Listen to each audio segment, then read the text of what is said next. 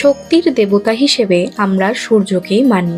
সমস্ত শক্তির উৎস ভগবান সূর্য। সূর্য মন্ত্র পাঠ করলে সমস্ত অশুভ শক্তি বিনাশ পায়। আপনি যদি দীর্ঘদিন ধরে মানসিকভাবে ভেঙে পড়েন বা দীর্ঘদিন ধরে কোনো খারাপ সমস্যা আপনার সাথে ঘটতেই থাকে, তাহলে অবশ্যই রোজ সকালে পাঠ করুন সূর্য মন্ত্র।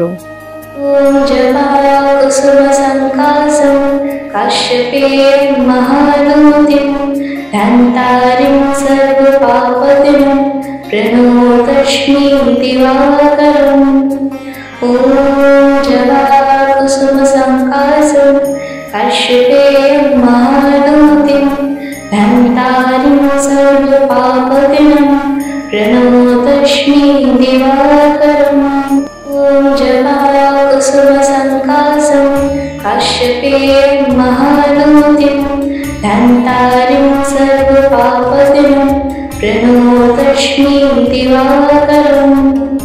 ॐ जपाकुसुमसङ्कासं काश्यपेयं महादूतिं धन्तारिं सर्वपापदिनं प्रणतोऽस्मि दिवाकरम्।